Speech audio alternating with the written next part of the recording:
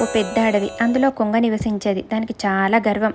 తనంత దూరం ఎవరు ఎగరలేరని మిడిసిపడుతూ ఉండేది.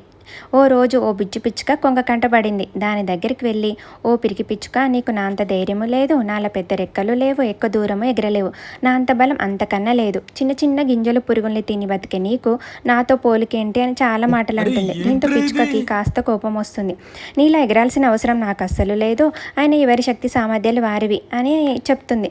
అయితే నాతో పందెం కాసి నన్ను ఓడించి నీ బలమేంటో నిరూపించుకో చూద్దాం అని వెటకారంగా కొంగ అంటుంది. దానికి బుజ్జి పిచ్చుక అంగీకరిస్తుంది. అక్కడే ఉన్న మిగతా చిన్న చిన్న పక్షులన్నీ ఈ పోటీకి న్యాయ నిర్ణేతలుగా ఉంటాయి.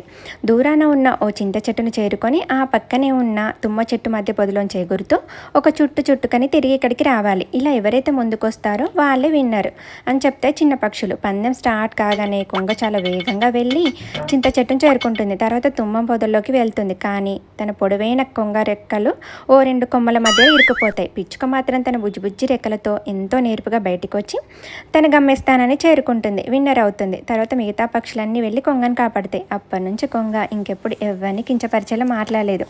అంతే కదా, పిచ్చుక తన మానన తను వెళ్తుంటే దాన్ని గెలికి మరీ కొంగ అపాయం కొని తెచ్చుకుంది. తన గర్వం అంతా పోయింది. అందుకే ఎవరినైనా సరే కించపరిచి తక్కువ చేసి ఎప్పుడు మాట్లాడకూడదు. ఎవరి శక్తి సామర్థ్యాలు వాళ్ళవి. అంతే కదా ఫ్రెండ్స్.